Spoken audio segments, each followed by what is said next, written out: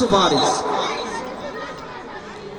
সেজন্য আমরা যারা রোজা রেখেছি আমরা ভাগ্যবান, কারণ এই রোজা মহান রব্বুল আলামিন আমাদের জন্য ফরজ করেছেন, আমরা যেন মুত্তাকি হতে পারি, ঠিক কি না?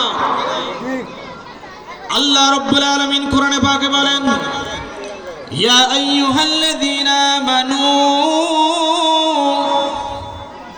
কুতিবা আলাইকুমুস সিয়াম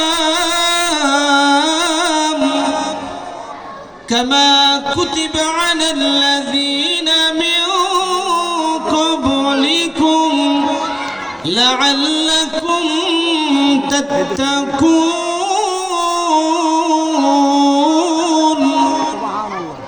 আল্লাহ বলেন, ও ঈমানদারগণ, তোমাদের উপরে এই রোজা ফরজ করা হয়েছে।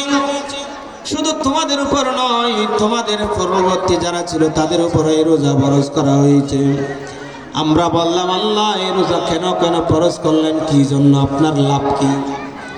আল্লাহ বলেন, লাআল্লাকুম তাত্তাকুন, ও দুনিয়ার মানুষেরা, এই রোজা ফরজ করেছি কারণ এই রোজা যদি তোমরা পালন করো, এই সিয়াম সাধনা যদি তোমরা পালন করো, এই রোজা তোমাদেরকে মুত্তাকি পরহেজগারি করে দিবে। সুবহানাল্লাহ,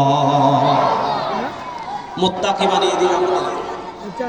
রোজার রূপ দেখা যাচ্ছে দুই ধরনের। একটা হলো আমি রোজা রেখেছি,